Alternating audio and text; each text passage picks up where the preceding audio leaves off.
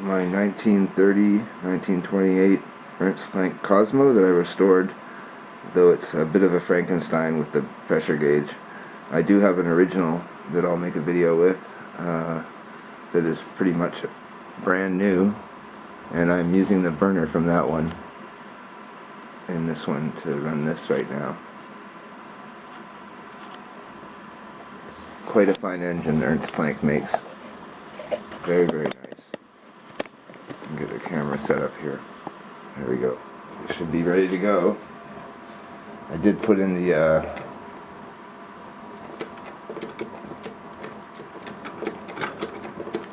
filler cap with a bleeder on it so that the pressure wouldn't build up too much, so I might have to replace that. But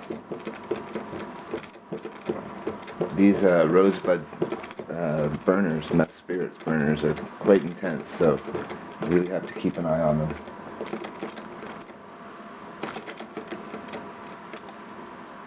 And maybe I'll replace that cap.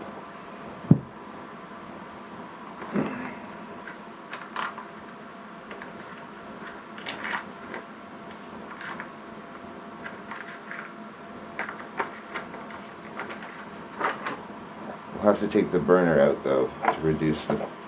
And there you can see the burner. Quite intense. Very intense flame. Extremely hot at all times. Handle and everything, so you will burn yourself severely if you ever take one of those burners out by hand. If it's overflowing or something, you will run into some serious problems.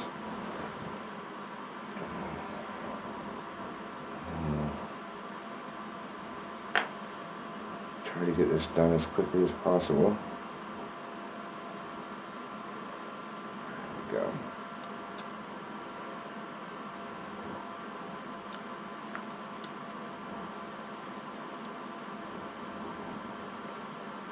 I'm going to put back in the fire now.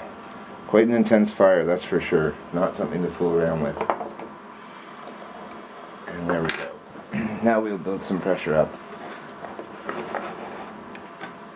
Very impressive engines. I also have a Hercules, which I'm not sure if it's Ernst Plank's or not, but missing the tap here. There's a sight glass, the original sight glass, with simple bushings, that's all. I'll close the door there, matching door here, you can see. Very hot. Safety valve with the weight to adjust where you want it to pop off. No leaks yet. Let's make sure you can see the full engine here. Self-starting.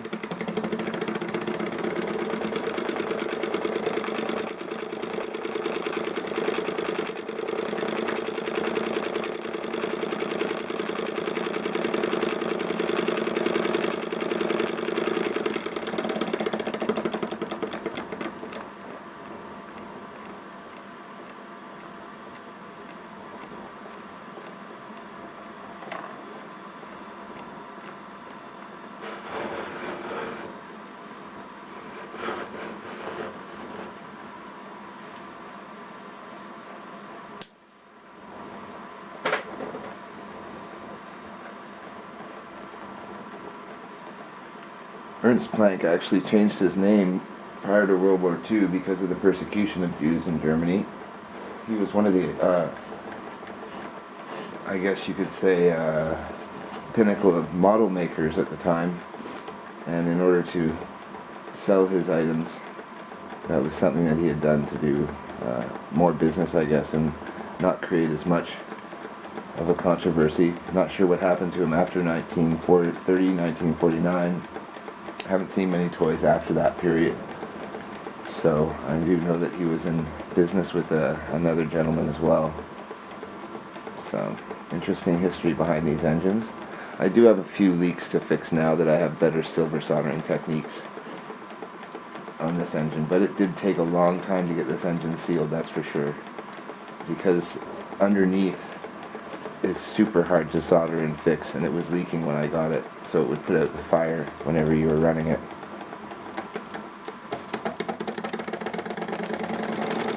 Flywheel needs a little bit of trimming as well, but it is the original flywheel.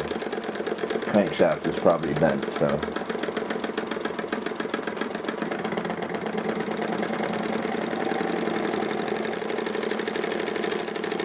You can move the flywheel in as well on the shaft. That would probably increase its tolerance to be a little bit smoother. But it runs great. Very impressive engine. And it has a displacement lubricator as well.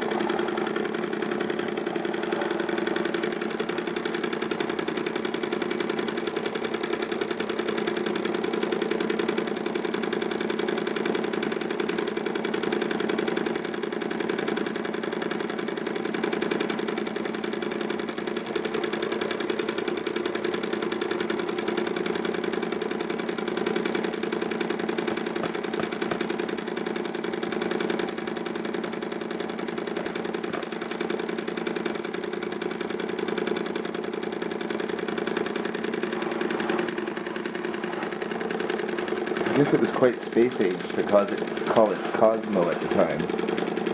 So that's why I really was attracted to the brand at first, was that he called it the Cosmo, which was a very Jules Verne thought, I think, at the time.